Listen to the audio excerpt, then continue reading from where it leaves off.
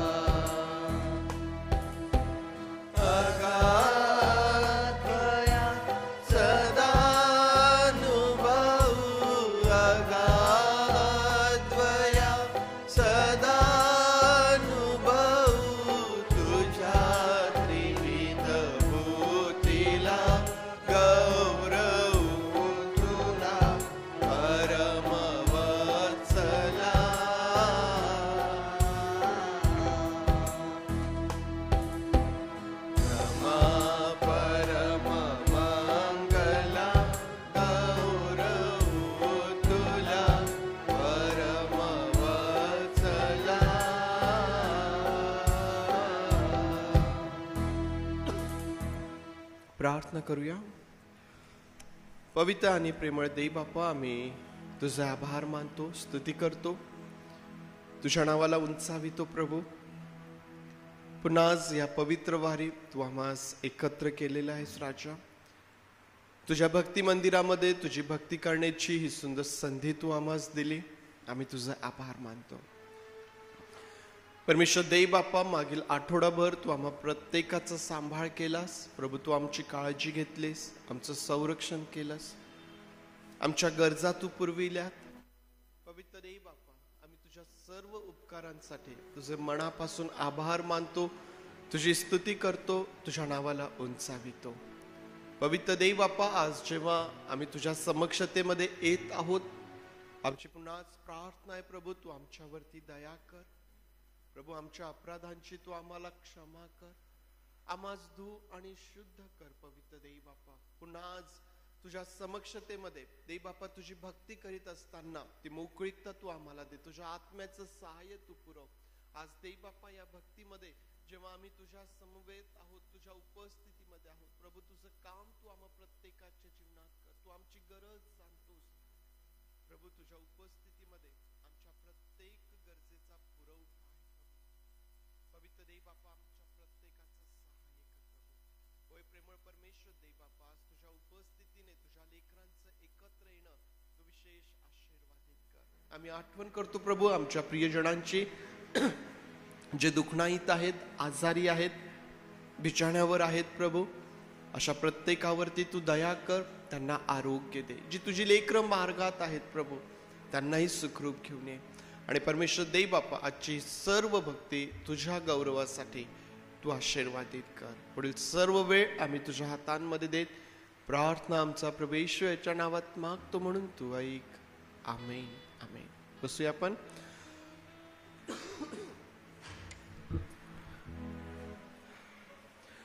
डिसेंबर महिना थोडा जास्त बिझी असतो, व्यस्त असतो है ना. रुटीन वर्क तर आहेच, सोबत शॉपिंगचं पण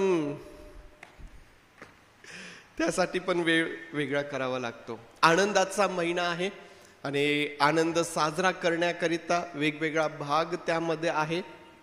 आणि हा जो सर्व आनंद आहे हा आमच्या प्रभू येशू ख्रिस्ताच्या जन्माचा आनंद आहे. आणि हा आनंद ह्या महिन्यामध्ये आम्ही साजरा करत असताना, त्या दिशेने आम्ही वाटचाल करीत असताना, जी परमेश्वराची स्तुती आम्ही करीत आहोत, जे परमेश्वराचं गौरव आम्ही करत आहोत, त्यामधून देखील ह्या आनंदाकडं आम्ही पाहूया. आणि म्हणून आज आपल्या सर्वांना येणारं गीत जे आहे उपासना संगीतामधून 78 नंबरचं, येता येता का बेथलेहेमा येता का, दूता संगे जय जयकारे गगना भरिता का, आपल्या सर्वांना येणारं गीत आहे. या गीताच्या द्वारे प्रभूचं गौरव आपण करूया.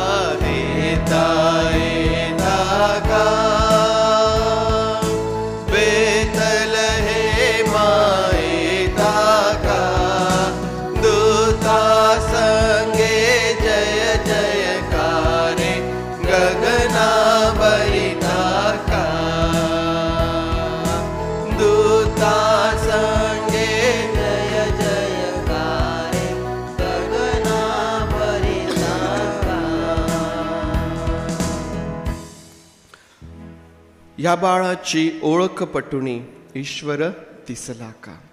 आमच्या जीवनामध्ये जोपर्यंत प्रभू येशू ख्रिस्ताचं जे जीवन आहे प्रभू येशू ख्रिस्ताचं जे देवपण आहे, प्रभू येशू ख्रिस्त जो आमचा तारणारा आहे, जोपर्यंत त्याचं दर्शन आम्हाला आमच्या जीवनामध्ये होत नाही तोपर्यंत आम्हाला ह्या आनंदाचं महत्त्व किंवा हा आनंद किती मोठा आहे आम्हाला पुष्कळदा समजत नाही. आणि म्हणून टिळक म्हणतात, हृदय भरला का जिकडे तिकडे उरला का, ख्रिस्तचं माझे जीवन अक्षय निश्चय झाला का. हा ख्रिस्तच आमचं जीवन आहे. जोपर्यंत हा निश्चय आमचा होत नाही तोपर्यंत हा जो आनंद आज सर्व जगभर साजरा केला जात आहे. डिसेंबर महिना लागल्या लागल्या सर्व जगभर ह्या आनंदाला सुरुवात होते. त्या आनंदामध्ये आज तुम्ही आणि मी आहोत. आणखीन एक गीत आपण गाऊया. जगदुद्धारक प्रभू येशूला नित्य मुखे गावे, सेवावे करी नयनी बघावे, चित्ताने द्यावे. उपासना संगीतातून 40 नंबरचं गीत.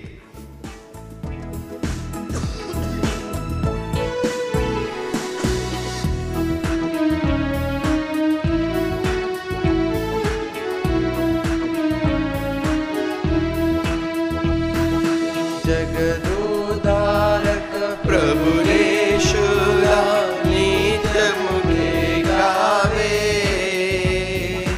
सेवावे करी नयनी बघावे, चित्ताने द्यावे. सेवावे करी नयनी बघावे, चित्ताने द्यावे. पराच्या ज्या शब्दाने विश्वे दिसते, आदि अंत भावना ज्यामध्ये अंतर्गत होती. आदि अंत भावना ज्यामध्ये अंतर्गत होती. भव्य की वर्तमान है जा प्रभुच्या हाती, देह धराया लावी त्याला पतितांची प्रीती.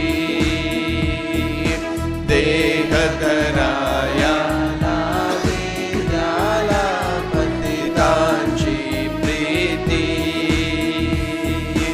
अनन्य आमचा पिता तारिता, जीवन झाला नता तत्वता.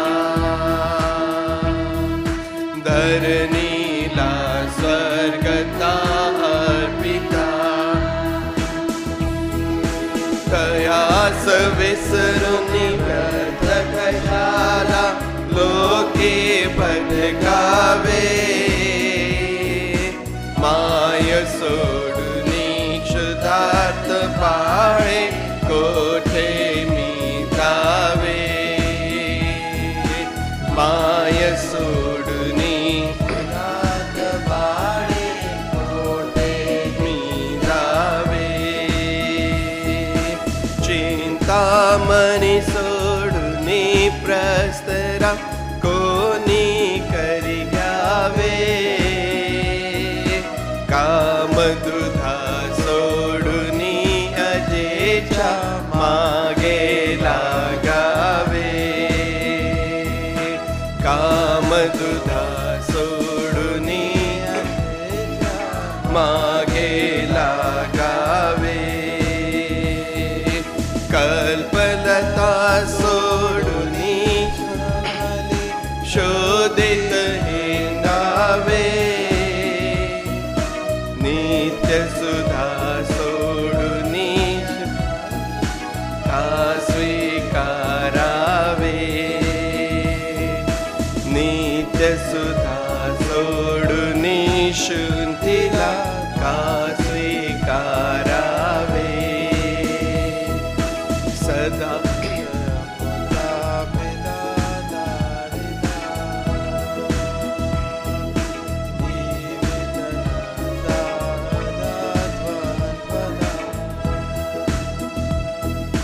परत वाजवूया आपण. चिंतामणी सोडून परत.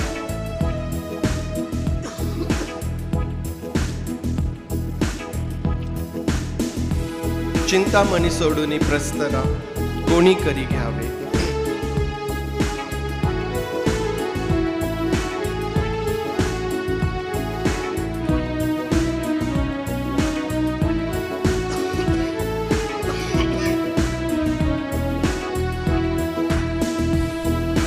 चिंतामणी सोडून प्रस्तरा कोणी करी घ्यावे.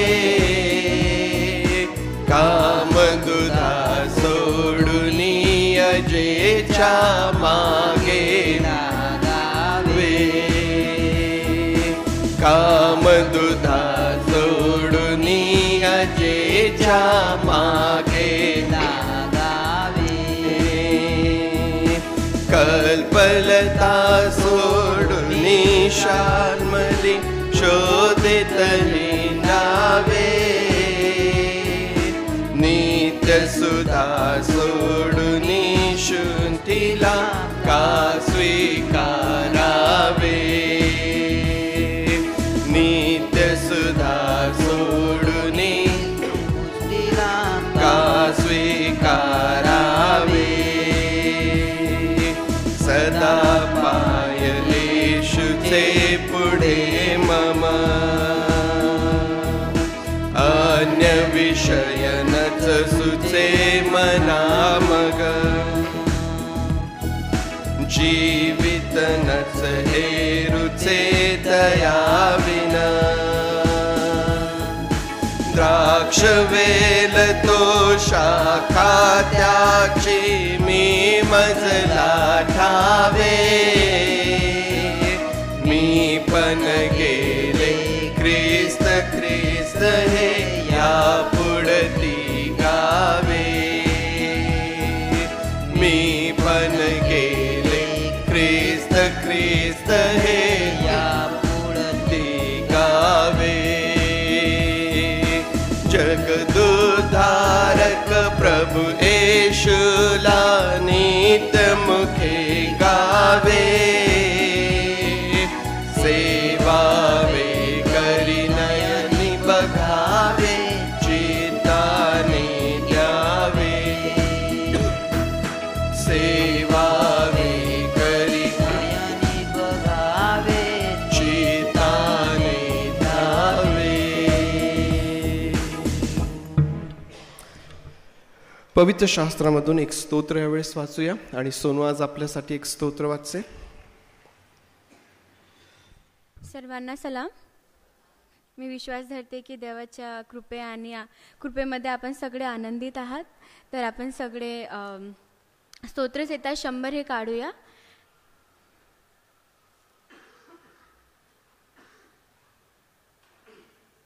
अहो पृथ्वीवरील सर्व लोक हो, परमेश्वराचा जय जयकार करा. हर्षाने परमेश्वराची सेवा करा. गायन करीत त्याच पुढे या. परमेश्वर हाच देव आहे असे जाणा. त्यानेच आम्हास उत्पन्न केले. आम्ही त्याचेच आहो. आम्ही त्याची प्रजा, त्याच्या कुरणातील कडप आहो. त्याचे उपकार स्मरण करीत त्याच्या द्वारात, स्तवन करीत त्याच्या अंगणात प्रवेश करा. त्याचे उपकार स्मरण करा. त्याचे नामाचा धन्यवाद करा. कारण परमेश्वर चांगला आहे. त्याची दया युगानयुग आणि त्याची सत्यता पिढ्यानपिढ्या टिकते. देवबाप वाचल्या वचनावर आशीर्वाद दे. स्तोत्रसहिता 100 आपल्या सर्वांना पाठ असणारं असं हे स्तोत्र आहे. आणि ह्या स्तोत्रामध्ये परमेश्वर देवबापाची उपकार स्तुती आहे. आणि ही उपकार स्तुती कोणी करायची आहे तर अहो पृथ्वीवरील सर्व लोक हो. भूतलावरील प्रत्येक मनुष्य, प्रत्येक व्यक्तीकरिता हे आव्हान आहे की त्यांनी परमेश्वराचा जय जयकार करायचा आहे. परमेश्वराचं स्तवन करायचं आहे. हर्षाने परमेश्वराची सेवा करायची आहे. गीत गात त्याच्या पुढे यायचं आहे. का? याचं कारण काय? कारण परमेश्वर हाच देव आहे हे जाणा. त्यानेच आम्हाला उत्पन्न केलेलं आहे. आम्ही आमच्या जीवनामध्ये प्रत्येक दिवसाला परमेश्वराचा जय जयकार करू शकतो. आम्ही प्रत्येक दिवसाला परमेश्वराचं स्तवन करू शकतो. परमेश्वराचं हे स्तवन केवळ आमच्या आनंदाच्याच दिवसांमध्ये नव्हे तर ज्यावेळेस आम्ही आमच्या जीवनामध्ये कठीण परिस्थितीतून जात आहोत, संघर्षामधून जात आहोत, त्याही समय आम्ही परमेश्वराचं स्तवन आमच्या जीवनामध्ये करू शकतो. जोपर्यंत आमचा श्वास सुरू आहे आम्ही परमेश्वराचं स्तवन करू शकतो. आमचा श्वास सुरू आहे याचाच अर्थ काय आहे? आम्ही परमेश्वराच्या योजनेमध्ये आहोत. ज्या दिवशी माझा श्वास बंद झाला, मी हा विश्वास ठेवावा की आता माझी धाव संपलेली आहे आणि आता ते जे प्रतिफळ आहे, तो जो मुकुट आहे, तो आता माझ्यासाठी राखून ठेवलेला आहे. परंतु जोपर्यंत माझा श्वास सुरू आहे, मग मी आनंदात असू द्या, मी दुःखात असू द्या, मी परमेश्वराच्या योजनेमध्ये आहे. आणि परमेश्वराच्या योजनेमध्ये जर मी आहे तर परमेश्वराचं काम माझ्या जीवनात आहे. आणि ही एकच बाब आम्हाला आमच्या जीवनामध्ये परमेश्वराचं स्तवन करण्यासाठी, त्याचे आभार मानण्यासाठी, त्याचे उपकार स्मरण करण्यासाठी पुरेशी अशा प्रकारची आहे. कारण परमेश्वर चांगला आहे, त्याची दया सनातन आहे आणि त्याची सत्यता पिढ्यानपिढ्या टिकते. परमेश्वर देवा ही वचने आपल्याकरिता आशीर्वादाची करोत. प्रार्थना करणार आहोत. आपल्या सर्व मंडळीसाठी प्रार्थना करूया. महिला संघ, तरुण संघ, संडे स्कूल, वयोवृद्ध लोक, सर्व मंडळीला आपण प्रभुदेव बापाच्या हातांमध्ये देऊया. या आनंदाच्या दिवसांमध्ये प्रभुदेव बापाने प्रत्येकाला आमेन आमेन आमेन आमेन. थँक्यू. प्रभुदेव बापाचं गौरव करूया, त्याला सर्व सन्मान आणि प्रशंसा देऊया. मुलींचं क्वायर आज पुढे येईल आणि आज मुलींच्या क्वायर बरोबर आपण काही वेळ परमेश्वर देव बापाची स्तुती आणि आराधना करूया.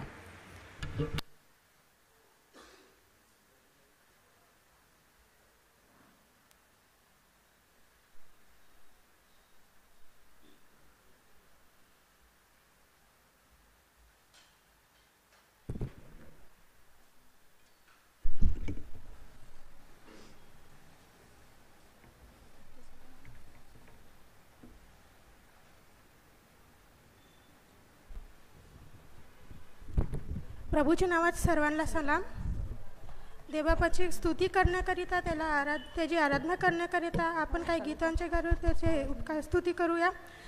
सर्वात पहिलं गीत आपण गाऊया, आला जगात आला.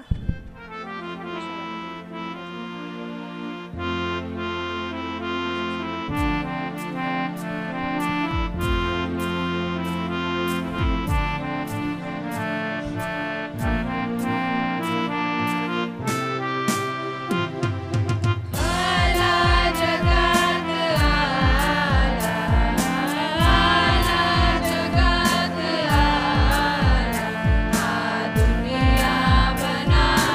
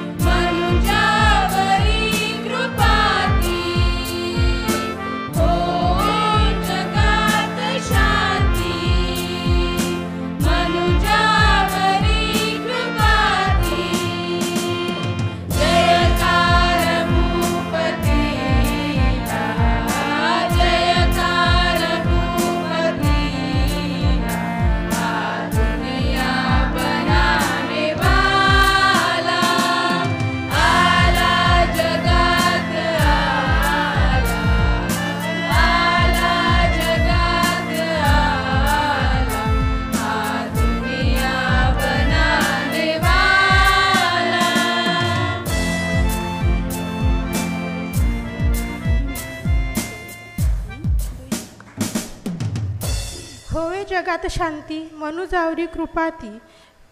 जगात शांती करण्याकरिता 2000 वर्षापूर्वी परमेश्वराने ह्या जगात जन्म घेतला. स्तोत्र 100मध्ये म्हणतो, स्तोत्राकरिता म्हणतो, अहो पृथ्वीवरील सर्व लोक हो, परमेश्वराचा जय जयकार करा, हर्षाने त्याची सेवा करा. पुढील गीत आपण गाऊया. सारे पृथ्वी के लोग अपने यहोवा का आओ जय जयकार करे.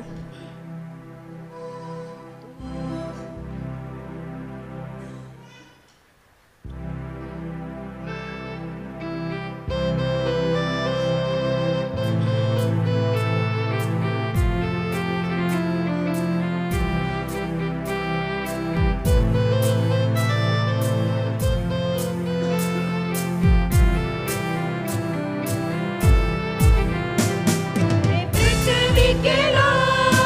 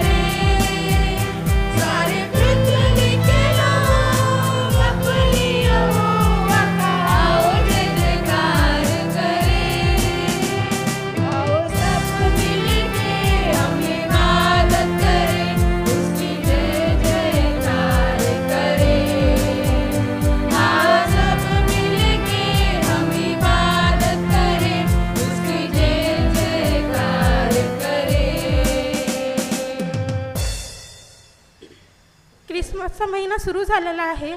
आपण सर्वजण हा महिना ख्रिस्त जन्माच्या उत्सवाच्या निमित्त साजरा करत असतो. म्हणून पुढील गीत आपण गाऊया, पहा ओ दूत कसे गातील. उपासना संगीत 70 नंबरचं गीत आहे.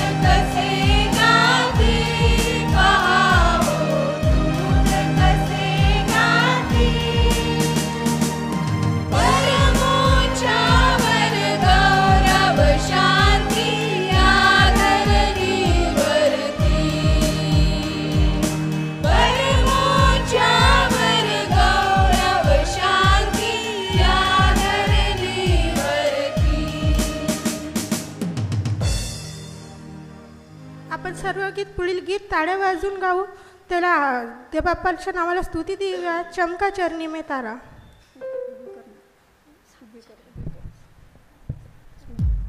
आपण सर्वजण उभे राहूया, ताडी वाजवत पुढील गीत गाऊया.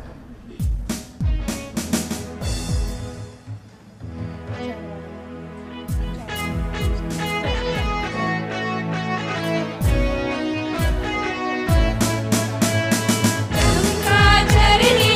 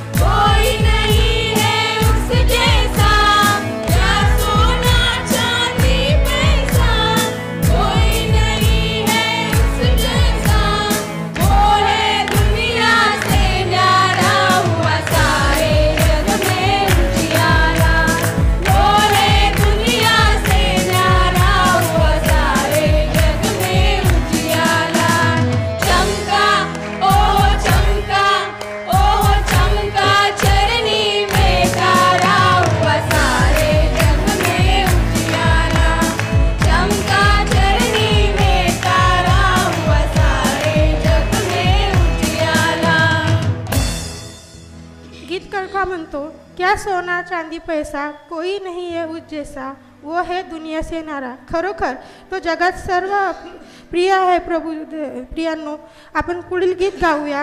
हवा तुला रे जसा प्रभू मी.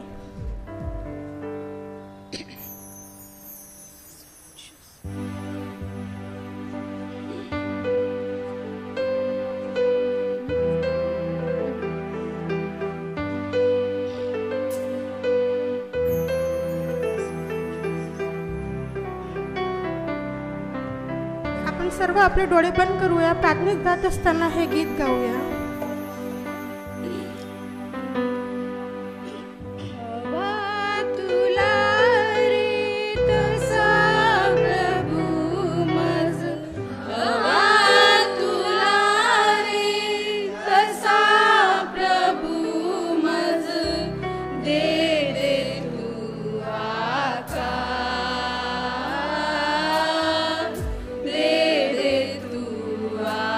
God.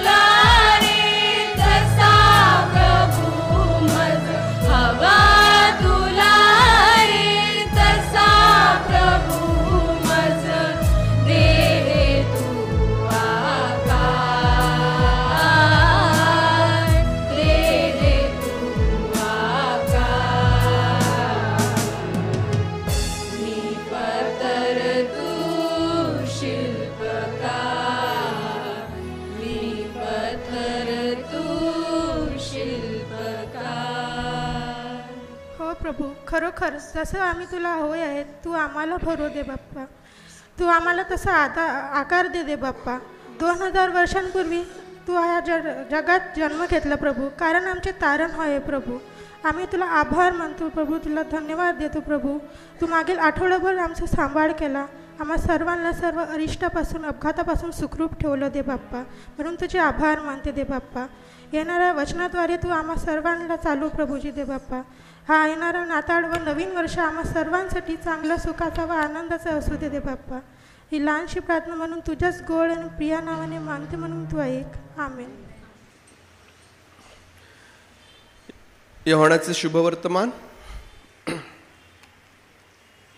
अध्याय 1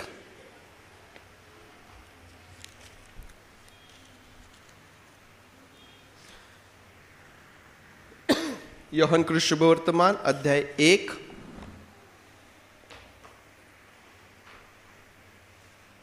आणि वचन 14 पासून 18 पर्यंत.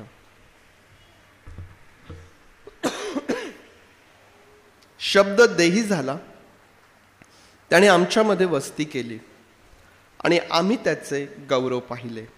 ते पित्यापासून आलेल्या एकुलत्या एकाचे गौरव असावे, असे अनुग्रह व सत्य यांनी परिपूर्ण होते. त्याच्याविषयी यूहन्ना साक्ष देतो आणि मोठ्याने म्हणतो, जो माझ्या मागून येतो तो माझ्या पुढे झाला आहे, कारण तो माझ्या पूर्वी होता. असे ज्याच्याविषयी मी सांगितले तो हाच आहे. त्याच्या पूर्णतेतून आपणा सर्वांना कृपेवर कृपा मिळाली आहे. कारण नियमशास्त्र मोशेच्या द्वारे देण्यात आले होते, कृपा व सत्य ही येशू ख्रिस्ताच्या द्वारे आले. देवाला कोणी कधीच पाहिले नाही. जो एकुलता एक जन्मलेला देवपित्याच्या उराशी असतो त्याने त्याला प्रगट केले आहे. परमेश्वर देवा ही वचने आपल्यासाठी आशीर्वादाची करोत. प्रार्थना करूया. पवित्र देव बापा, आम्ही तुझे आभार मानतो, स्तुती करतो प्रभू. तुझ्या समक्षतेमध्ये आम्ही आहोत आणि आज एक बार पुन्हा जेव्हा आम्ही तुझं वचन वाचत आहोत, ऐकत आहोत, त्यावर मनन करत आहोत, तू आम्हा प्रत्येकाचं सहाय्य कर प्रभू. तू आम्हा प्रत्येकाचं सहाय्य कर. तुझं वचन जे आमचं मार्गदर्शन करतं, जे आमच्यासोबत बोलतं, पवित्र देव बापा, त्या तुझ्या वचनाचं सामर्थ्य आमच्या जीवनात प्रगट कर आणि तुझं गौरव तू करून घे. आम्ही तुझे आभार मानतो आणि प्रार्थना प्रभू येशू याच्या नावात मागतो म्हणून तू ऐक. आमेन. मागच्या रविवारपासून या शास्त्र भागावरती मनन करायला आपण सुरुवात केलेली आहे आणि मी तुम्हाला मागच्या रविवारीच सांगितलं होतं की शक्यतो हा जो संपूर्ण महिना आहे या शास्त्र भागावरती आपलं लक्ष आपण केंद्रित करणार आहोत. जी काही महत्त्वाचे मुद्दे या शास्त्र भागातून आम्हाला पाहायला मिळतात त्यावरती आपण मनन करत आहोत. आणि म्हणून मागच्या रविवारला ज्यावेळेस आम्ही मनन करत होतो, वचन 14चा जो पहिला भाग त्या ठिकाणी आहे की शब्द देही झाला आणि त्याने आम्हामध्ये वस्ती केली. त्याने आम्हामध्ये वस्ती केली ह्या मुद्द्यावरती हा विषय हे प्रतीक घेऊन आपण मागच्या रविवारी परमेश्वर देवबापाचं वचन पाहिलं आणि त्याने आम्हामध्ये वस्ती केली हा जो विचार आहे, हा जो विषय आहे, त्यामधून आम्हाला प्रामुख्याने जे मनुष्यासाठी अशक्य आहे ते देवासाठी शक्य आहे हा विचार आमच्या समोर होता. त्याची आमच्यामध्ये झालेली वस्ती, आम्ही त्याची कशी कल्पना करावी, त्याच्या जन्माचा जो भाग आहे तो मनुष्याच्या कल्पनेपलीकडे आहे.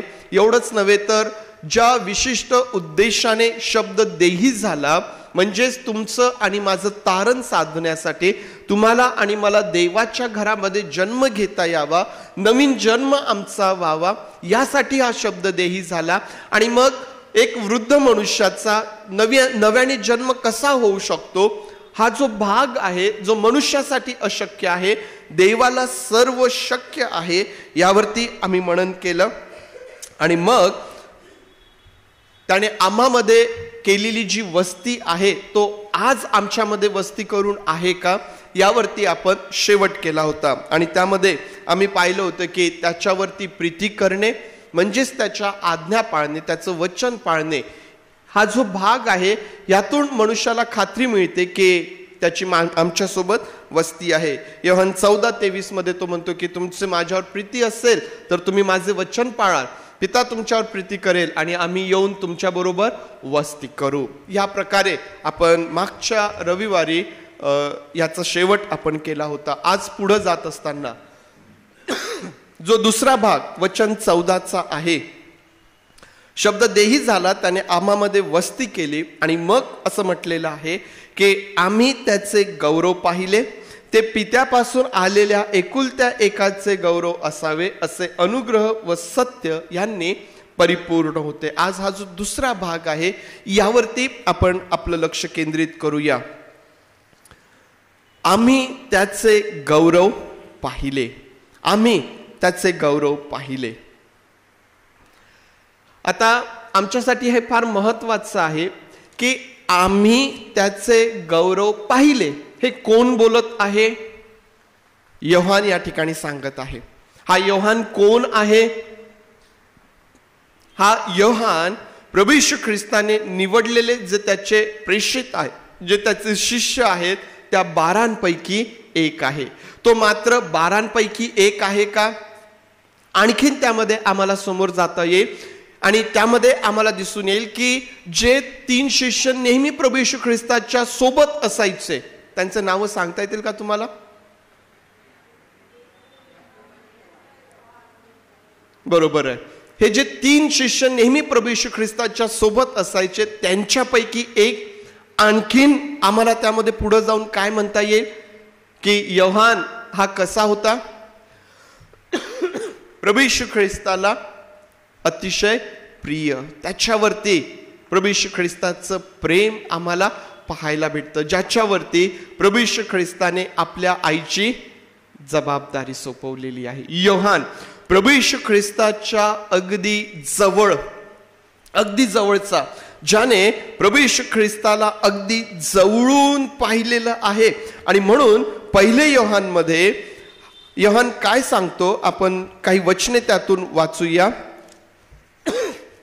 योहानाचे पहिले पत्र अध्याय 1 आणि वचन 1 ते 3 मध्ये तो काय म्हणतो की जे प्रारंभापासून होते, जे आम्ही ऐकले आहे, जे आम्ही आपल्या डोळ्यांनी पाहिले आहे, जे आम्ही न्याहाळले व आपल्या हातांनी चाचपले, त्या जीवनाच्या शब्दाविषयी आम्ही सांगतो. ते जीवन प्रगट झाले, ते आम्ही पाहिले आहे व त्याची आम्ही साक्ष देतो. ते सार्वकालिक जीवन पित्याजवळ होते व आम्हाला प्रगट झाले, ते तुम्हाला कळवतो. जे आम्ही पाहिले आहे व ऐकले आहे ते तुम्हालाही यासाठी कळवतो की तुम्हीही आमच्याशी सहभागी व्हावे. आपली सहभागिता तर पित्याबरोबर व त्याचा पुत्र येशू ख्रिस्त ह्याच्या बरोबर आहे. शब्द देही झाला, त्याने आम्हामध्ये वस्ती केली आणि आम्ही त्याचे गौरव पाहिले. योहान याही ठिकाणी आम्हाला या पत्रामध्ये प्रामुख्याने सांगतो की आम्ही त्याला पाहिलं, त्याचं ऐकलं, त्याला न्याहाळलं, त्याला चाचपलं. असा हा योहान या ठिकाणी सांगतो की आम्ही त्याचे गौरव पाहिले आहे. प्रियांनो, आज या शास्त्र भागातून ख्रिस्ताच्या गौरवावर तुम्ही आणि मी लक्ष केंद्रित करत आहोत आणि निश्चितच यावरती लक्ष केंद्रित करत असताना परमेश्वर देवबाप आम्हाला विशेष आशीर्वादित करेल. आता आम्ही त्याचे गौरव पाहिले. प्रमुख काय आहे या ठिकाणी? त्याचं गौरव. आणि ख्रिस्ताच्या गौरवाविषयी 2 गोष्टी या वचनामध्ये आम्हाला सांगितलेल्या आहेत. त्या 2 गोष्टी कोणत्या आहेत? ज्या 2 महत्वाच्या गोष्टी ख्रिस्ताच्या गौरवाविषयी या ठिकाणी सांगितलेल्या आहेत, त्यामध्ये एक पित्यापासून आलेल्या एकुलत्या एकाचे ते गौरव आहे. लक्षात येत आहे? त्या ठिकाणी असं म्हटलेलं आहे की आम्ही त्याचे गौरव पाहिले, ते पित्यापासून आलेल्या एकुलत्या एकाचे गौरव. कसं गौरव आहे ते? पित्यापासून आलेल्या एकुलत्या एकाचं ते गौरव आहे. आणि दुसरं ते गौरव कसं आहे, ते अनुग्रह आणि सत्य यांनी परिपूर्ण आहे. जे गौरव पित्यापासून आलेल्या एकुलत्या एकाचं आहे ते अनुग्रह म्हणजेच कृपा आणि सत्य यांनी परिपूर्ण अशा प्रकारचं आहे. मग पित्यापासून आलेल्या एकुलत्या एकाचे, पित्यापासून कोण आला पित्यापासून? कठीण जाईल का आजचा विषय? तुमचे एक्सप्रेशन्स मला सांगतात की तुम्हाला समजत आहे की कठीण जात आहे, काय होत आहे. बरं, पित्यापासून एकुलत्या एकाचे प्रभू येशू ख्रिस्ताच्या गौरवाविषयी आम्ही या ठिकाणी बोलत आहोत. मग प्रभू येशूचं संपूर्ण जीवन हे गौरवाने भरलेलं आहे. संपूर्ण जीवन, त्याचा जन्म पहा, त्याची झालेली वाढ पहा, त्याने केलेले चिन्ह चमत्कार पहा, त्याची शिकवण पहा. प्रभू येशू ख्रिस्ताचं संपूर्ण जीवन हे गौरवाने भरलेलं अशा प्रकारचं जीवन आम्हाला पाहायला भेटतं. तुम्हाला आठवत असेल की हे 3 शिष्य प्रभू येशू ख्रिस्ताच्या सोबत होते आणि तो डोंगरावर प्रार्थना करत होता. आणि तो प्रार्थना करत असताना काय झालं, तो बदलून गेला, त्याचा चेहरा बदलून गेला, त्याचे कपडे बदलून गेले, त्याचं रूपांतर झालं आणि लख प्रकाश चकचकीत त्या ठिकाणी हे 3 शिष्य आहेत, ज्यामध्ये योहान देखील आहे. त्या प्रभू येशू ख्रिस्ताचं झालेलं ते जे रूपांतर ज्या 3 शिष्यांनी पाहिलं त्यापैकी योहान देखील एक त्या ठिकाणी आहे. आणि त्यांनी ते पाहिलं. त्याच्यासोबत कोण बोलत होतं? कोणाला आठवतं? मोशे. दुसरा कोण आहे? एलिया. मोशे व एलिया प्रभू येशू ख्रिस्तासोबत बोलत आहे हे त्यांनी त्या ठिकाणी पाहिलं आणि त्यांना समजत नव्हतं की आता काय करावं. पेत्र म्हणतो, प्रभू आम्ही या ठिकाणी 3 मंडप बांधतो तुमच्यासाठी आणि तुम्ही या ठिकाणी असावं, हे बरं आहे, हे बरं आहे. प्रियांनो, प्रभू येशू ख्रिस्ताच्या गौरवाची कल्पना आम्ही कशी करावी?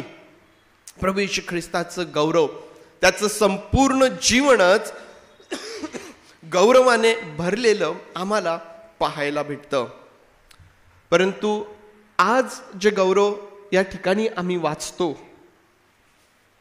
ज्याविषयी योहान बोलत आहे, ज्याविषयी योहान आम्हाला सांगतो की आम्ही त्याचे गौरव पाहिले, प्रियांनो, विशिष्ट गौरवाविषयी योहान या ठिकाणी बोलत आहे. विशिष्ट प्रकारचं गौरव या ठिकाणी योहान आम्हाला सांगतो. आणि ज्यामध्ये तो असं म्हणतो की एकुलत्या एकाचे गौरव, एकुलत्या एकाचे गौरव, दुसऱ्या कोणाचंही तसं नाही, दुसऱ्या कोणाचंही तसं नाही, जुन्या करारातही नाही आणि नवीन करारातही नाही, दुसरा कोणीच नाही. पित्यापासून आलेल्या एकुलत्या एकाचे गौरव. मग हे कोणत्या प्रकारचं गौरव आहे की ज्याविषयी योहान या ठिकाणी सांगत आहे? जर योहान चिन्ह चमत्कारांसंदर्भात बोलत असेल तर जुन्या करारातही मोठमोठे चिन्ह चमत्कार झालेले आहेत. प्रभू येशू ख्रिस्ताचं स्वर्गारोहण झाल्यानंतरही मोठमोठे चिन्ह चमत्कार झालेले आहेत. चिन्ह चमत्कार आजही होत आहे, कारण परमेश्वर हा कधीही बदलत नाही. जो जुन्या करारात होता तोच नवीन करारात आहे, तोच आजच्याही पिढीमध्ये आहे. ज्या सामर्थी नावामध्ये पूर्वी चमत्कार झाले त्याच्याच सामर्थी नावामध्ये आजही चमत्कार होत आहे. आणि हे चमत्कार प्रभू येशू ख्रिस्ताच्या येण्या दिवसापर्यंत, त्याच्या येण्याच्या दिवसापर्यंत सतत सुरू राहणार आहे. ज्या ठिकाणी विश्वास आहे त्या ठिकाणी चमत्कार आहेत, त्या ठिकाणी परमेश्वराचं गौरव आहे. मग चिन्ह चमत्कारांच्या संदर्भात योहान या ठिकाणी सांगत आहे का? तो तर म्हणतो की एकुलत्या एकाचंच गौरव ते आहे, एकुलत्या एकाचंच. मग ते कोणत्या प्रकारचं गौरव आहे, कशा संदर्भात तो बोलत आहे? प्रियांनो, प्रभू येशू ख्रिस्ताचं जे गौरवी मरण आहे, त्याचं जे गौरवी पुनरुत्थान आहे, त्याचं जे गौरवी स्वर्गारोहण आहे, या विषयी योहान या ठिकाणी सांगत आहे. आता या वचनाची खोली तुम्हाला समजून येईल. शब्द देही झाला, त्याने आम्हामध्ये वस्ती केली आणि आम्ही त्याचे गौरव पाहिले. प्रियांनो, हे एकच वचन आम्हाला प्रभू येशू ख्रिस्ताचं संपूर्ण जीवन सांगतं. किती अद्भुत हे वचन आहे. या वचनाची खोली पहा किती मोठी आहे, की एवढ्या शब्दांमध्ये, या एका वचनामध्ये प्रभू येशू ख्रिस्ताचं संपूर्ण जीवन आमच्या समोर आहे. तो देही झाला, त्याने आमच्यामध्ये वस्ती केली आणि आम्ही त्याचं गौरव पाहिलेलं आहे. आम्ही कशावरून म्हणू शकतो की योहान या ठिकाणी प्रभू येशू ख्रिस्ताच्या या गौरवासंदर्भात बोलत आहे. काही वचनं जर आम्ही त्यामध्ये वाचली, योहानाचं शुभवर्तमान 7वा अध्याय, योहान या गौरवाविषयी आणखीन समोर स्पष्टीकरण देत म्हणत आहे. 7वा अध्याय 38 ते 39. जो माझ्यावर विश्वास ठेवतो त्याच्यातून शास्त्रात सांगितल्याप्रमाणे जिवंत पाण्याच्या नद्या वाहतील. ज्यांनी त्याच्यावर विश्वास ठेवला त्यांना जो आत्मा मिळणार होता त्याच्याविषयी त्याने हे म्हटले. प्रभू येशू ख्रिस्त या ठिकाणी सांगतो की जो विश्वास ठेवतो त्याच्यातून जिवंत पाण्याच्या नद्या वाहतील.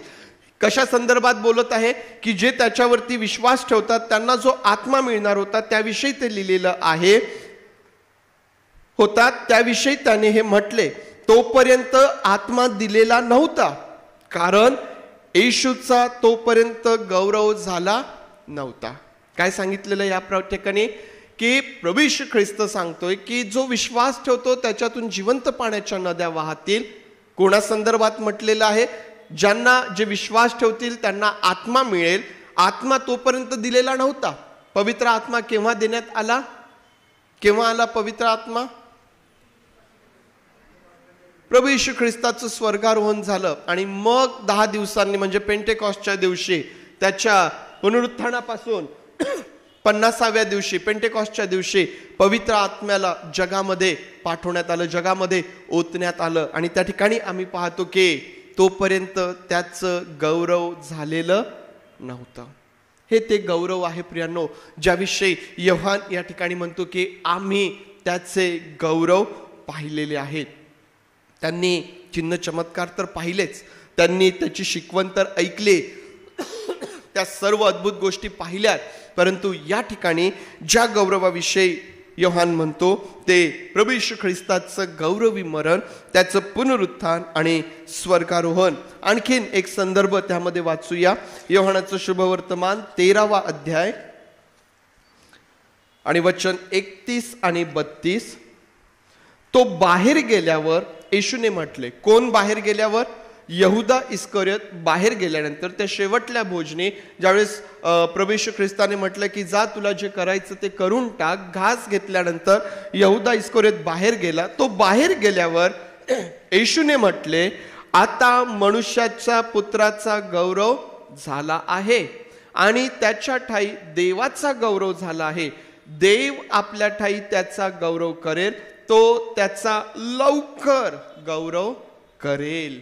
कशा संदर्भात या ठिकाणी प्रभू येशू ख्रिस्त सांगत आहे? ते त्याचं गौरवी मरण, ते त्याचं गौरवी पुनरुत्थान, ह्या विषयी प्रभू येशू ख्रिस्त या ठिकाणी बोलत आहे. प्रियांनो, एकच वचन आम्हाला प्रभू येशू ख्रिस्ताचं संपूर्ण जीवन सांगणार आहे. किती अद्भुत आणि खोल अशा प्रकारचं परमेश्वराचं वचन आहे.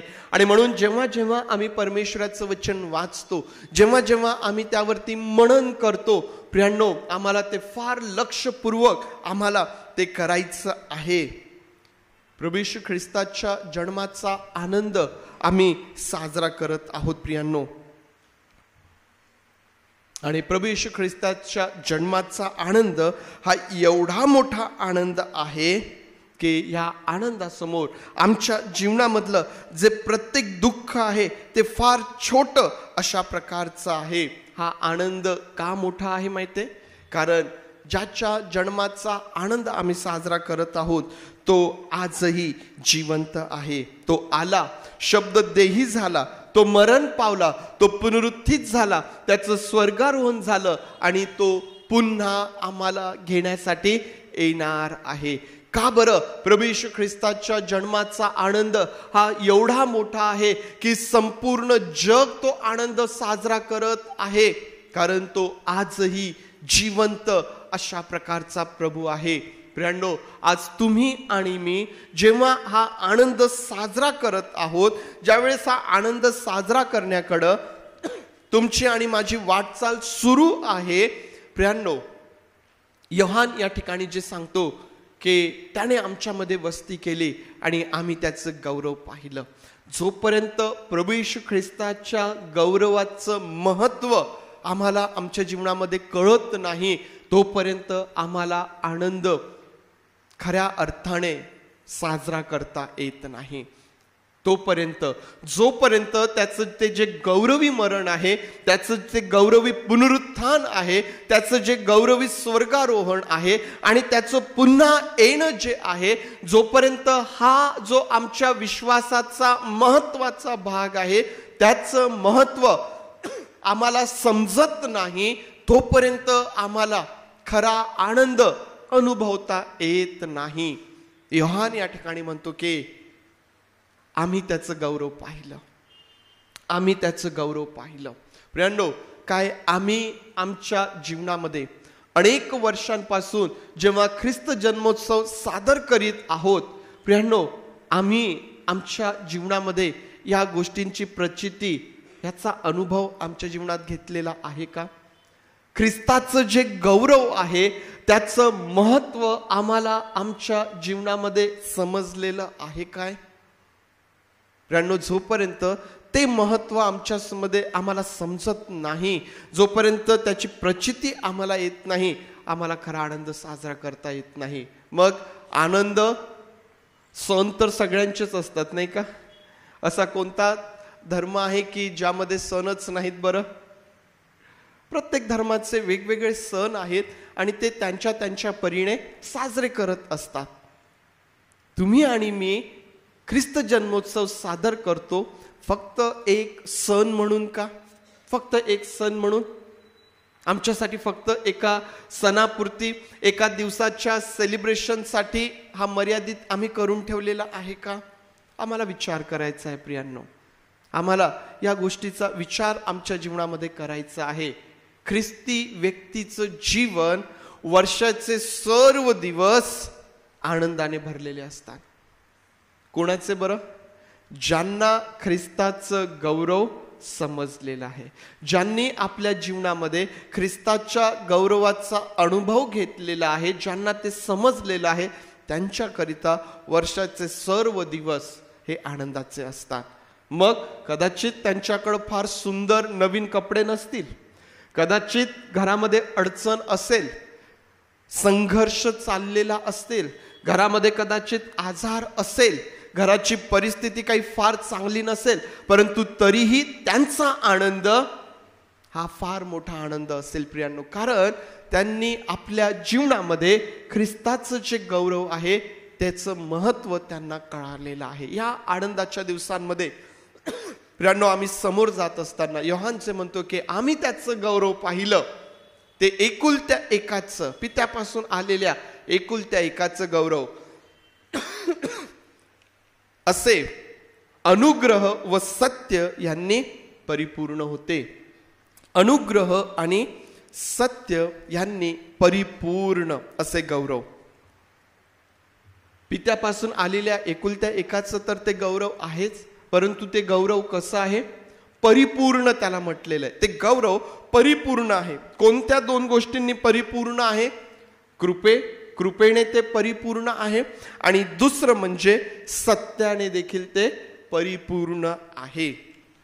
कृपा, वेगवेगळ्या डेफिनेशन्स त्याच्या दिल्या जातात, परंतु आम्हाला माहिती आहे की कृपेच्या संदर्भात आम्हाला माहिती आहे की आमची योग्यता नसतानाही देवाने आपल्या प्रीतीतून आमच्यावर जी दया केली आहे प्रियांनो, ती देवाची कृपा आमच्यावरती आहे. आणि प्रभू येशू ख्रिस्ताचं वधस्तंभावरील जे मरण आहे ते दैवी दया आणि दैवी प्रेम म्हणजेच दैवी कृपेने परिपूर्ण आहे. समजलं? प्रभू येशू ख्रिस्ताचं वधस्तंभावरचं जे मरण आहे ते दैवी दया, दैवी प्रेम म्हणजेच दैवी कृपेने परिपूर्ण अशा प्रकारचं आहे. आणि म्हणून समोरच्या संदर्भामध्ये असं म्हटलेलं आहे की कृपा व सत्य ही प्रभू येशू ख्रिस्तापासून आली. कृपा व सत्य ही प्रभू येशू ख्रिस्तापासून आली. माझी कृपा तुम्हाला पुरे आहे. अनेक वचन कृपेच्या संदर्भात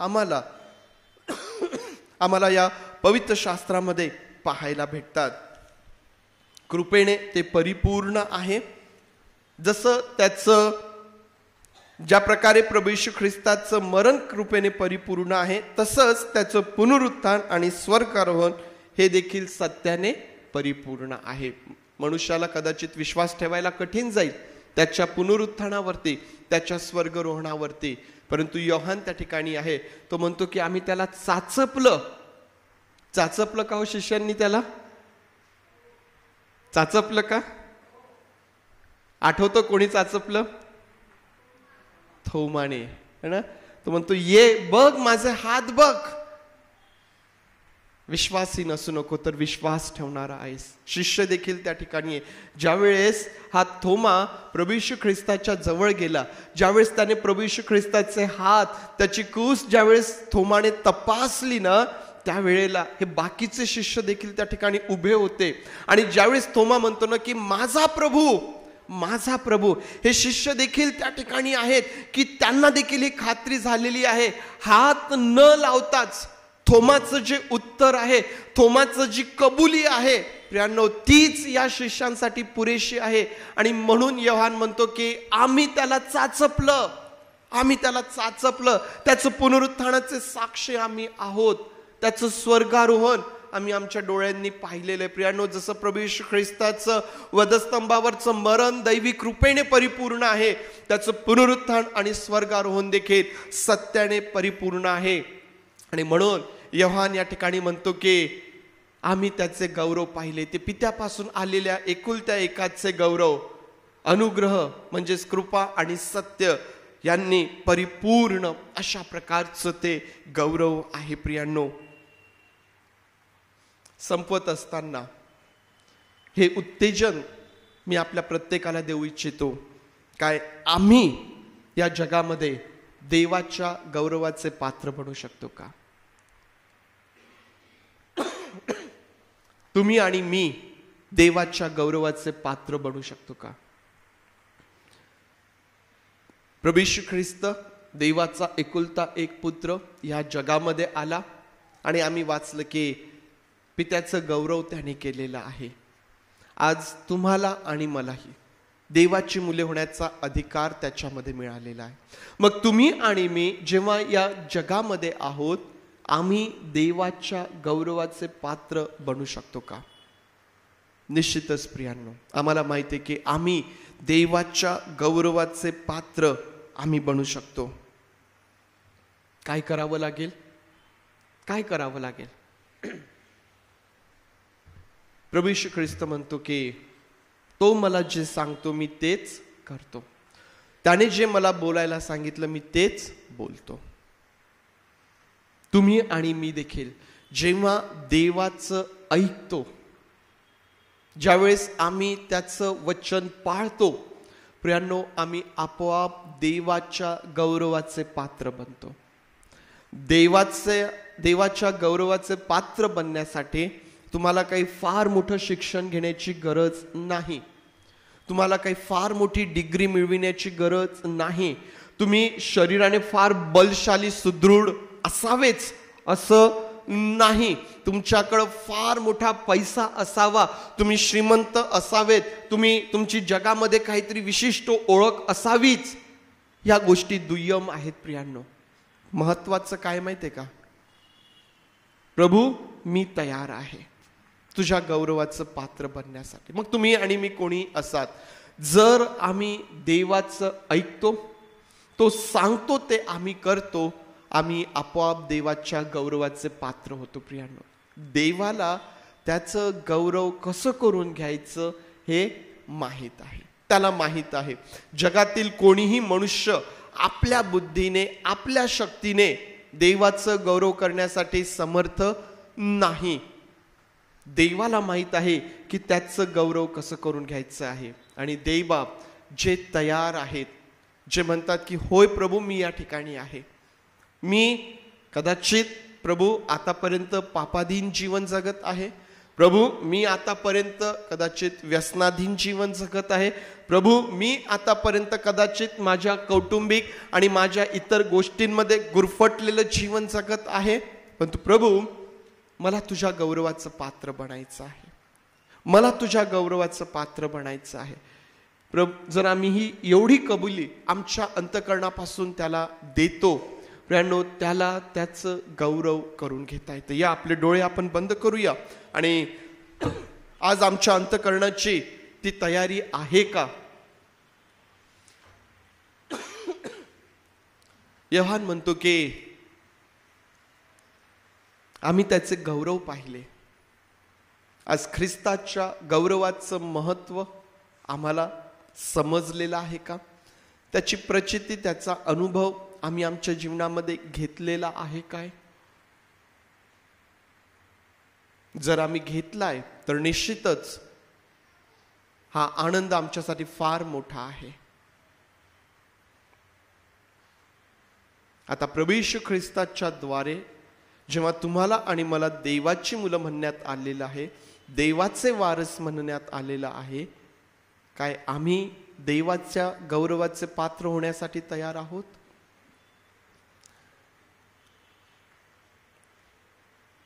आमची फक्त एवढीच गरज आहे की प्रभू हा मी या ठिकाणी आहे, प्रभू मी या ठिकाणी आहे, मी जसा आहे तुझ्या समोर आहे, मला तुझ्या गौरवाचं पात्र बनव. मी प्रभूचं ऐकेल, मी त्याचं वचन पाळेल. मग ते पाळत असताना मला त्रास होईल, मला अपमानास्पद वागणूक मिळेल, मला माझ्या वैऱ्यांना, शत्रूंना क्षमा करावी लागेल, जे माझा द्वेष करत आहेत मला त्यांच्यावरती प्रीती करावी लागेल. कारण प्रभू सांगतो ते जर आम्ही करायला तयार आहोत तर देवाला तुमचं जीवन उपयोगाचं आणि गौरवाचं पात्र बनवण्याचं सामर्थ्य आहे. प्रभू आम्ही या ठिकाणी आहोत, ही मंडळी या ठिकाणी आहे. प्रभू या जगामध्ये तू या मंडळीला ठेवलेलं आहेस तुझ्या गौरवासाठी. होय प्रभू, आज आम्ही तयार आहोत, तू आमचं सहाय्य कर.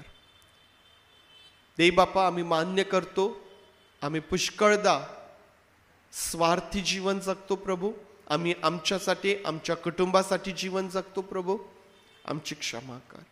पुष्कळदा आम्ही व्यसनाधीन आणि पापाधीन अशा प्रकारचं जीवन आम्ही जगतो प्रभू, आमची क्षमा तू कर प्रभू, आमच्यावरती दया कर प्रभू. आज आम्ही या ठिकाणी आहोत, तू आमचा उपयोग कर, तुझं गौरव तू आमच्या जीवनाकडून करून घे प्रभू, तुझं गौरव तू आमच्या जीवनाकडून करून घे माझ्या देवा, तुझं गौरव तू आमच्या जीवनाकडून करून घे प्रभू. आज माझी प्रार्थना आहे या मंडळीतील प्रत्येक कुटुंब, या मंडळीतील प्रत्येक व्यक्ती, मग लहान थोर वयोवृद्ध, प्रत्येक व्यक्ती हा तुझ्या गौरवाचं पात्र असावं. म्हणून देव बापा, आज आम्ही स्वतःला तुझ्या हातांमध्ये देतो. तुझे आभार मानून प्रार्थना प्रभू येशू याच्या नावात मागतो, म्हणून तू ऐक. आमेन, आमेन. यावेळेस आपण उभं राहूया, प्रभूने शिकवलेली प्रार्थना करूया.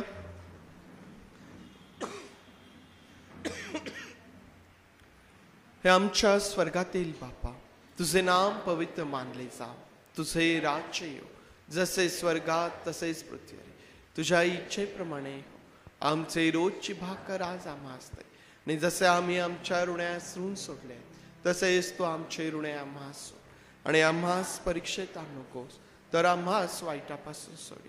कारण की राज्य, सामर्थ्य आणि गौरव हे सर्व काळ तुझेच आहे. आमेन.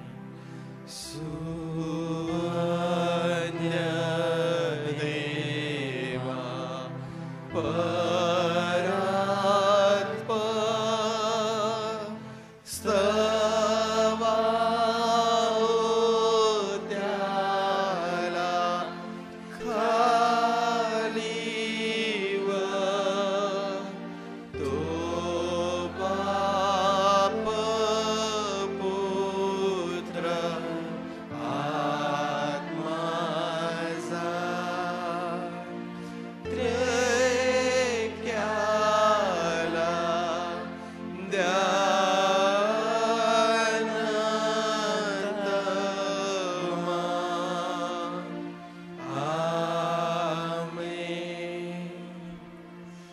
आता प्रभू येशू ख्रिस्ताची कृपा, देव बापाची प्रीती आणि पवित्र आत्म्याची सुसंगती तुम्हा बरोबर प्रभू येशू ख्रिस्त येईपर्यंत सदोदित असो. आमेन.